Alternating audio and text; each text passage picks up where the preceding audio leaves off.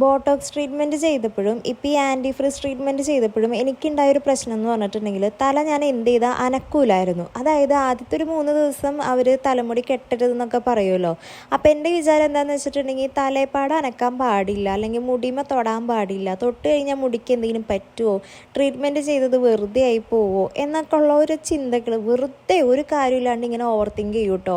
അപ്പോൾ മുമ്പ് ബോട്ടോക്സ് ചെയ്ത സമയത്തായാലും ഞാൻ തല അനക്കൂലായിരുന്നു, ഇപ്പോഴും അങ്ങനെ തന്നെ. അപ്പോൾ ഇതൊക്കെ കാണുമ്പോൾ അമ്മ പറയും, മോളെ ആ തലയൊന്നും അനക്ക്, ഇല്ലെങ്കിൽ ആ പെടലി വേദന എടുത്ത് കഴിയുമ്പോൾ അതിന് കൊണ്ടു ഓടേണ്ടി വരുമെന്ന്. ശരിക്കും പറഞ്ഞു കഴിഞ്ഞാൽ ഈ പെടലി വേദന ഉള്ളവർ തല ഒന്ന് അങ്ങോട്ടും ഇങ്ങോട്ടൊക്കെ നോക്കൂലേ, അതേപോലെയാണ് ഞാൻ കാണിച്ചുകൊണ്ടിരുന്നത് കേട്ടോ.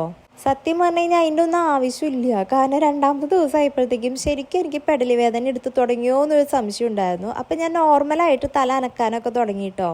അപ്പോൾ ഇപ്പം ഈ പോണത് എങ്ങനെയാണെന്ന് വെച്ചിട്ടുണ്ടെങ്കിൽ 3rd ഡേ കഴിയുമ്പോൾ വാഷ് ഉണ്ടല്ലോ, അതിന് വേണ്ടിയിട്ടാണ് കേട്ടോ ഞാൻ പോകുന്നത്.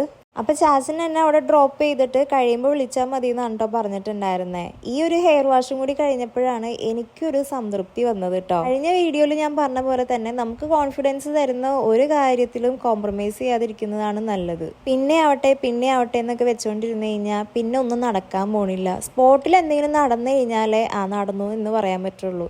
കാരണം ലൈഫല്ലേ, നാളെ എന്ത് സംഭവിക്കും എന്നൊന്നും നമുക്ക് പറയാൻ പറ്റൂല. അങ്ങനെ ഞാൻ ഫ്രണ്ടിൽ ഒരു ഇച്ചിരി മുടി ഒന്ന് ലെയർ കട്ട് ചെയ്തു കേട്ടോ. കാരണം എനിക്ക് നല്ലപോലെ നെറ്റ് കൂടുതലുള്ളതുകൊണ്ട് എങ്ങനെയൊക്കെ ഹെയർ സ്റ്റൈൽ ചെയ്ത് കഴിഞ്ഞാലും എനിക്കൊരു ഭംഗി തോന്നാറില്ല. അപ്പോൾ ഇങ്ങനെ ഒന്ന് വെട്ടിയിട്ട് കഴിയുമ്പോൾ എന്തെങ്കിലും ഒരു മാറ്റം ഉണ്ടാവുമോ എന്ന് വിചാരിച്ചിട്ടാണ് ഫ്രണ്ടിൽ ഒരു ഇച്ചിരി ലെയർ ഞാൻ കട്ട് ചെയ്തത്. ഹെയർ വാഷ് കഴിഞ്ഞ് ചാച്ചനെ വിളിച്ച് കഴിഞ്ഞപ്പോഴത്തേക്കും ആൾക്ക് ക്ലയൻറ്റ് ഉള്ളതുകൊണ്ട് എന്നെ പിക്ക് ചെയ്യാൻ വരാൻ പറ്റില്ല എന്ന് പറഞ്ഞു. അപ്പം ഞാൻ എന്ത് ചെയ്തു, നേരെ ചാച്ചൻ്റെ ജിമ്മിലേക്ക് അങ്ങ് വിട്ടു കേട്ടോ.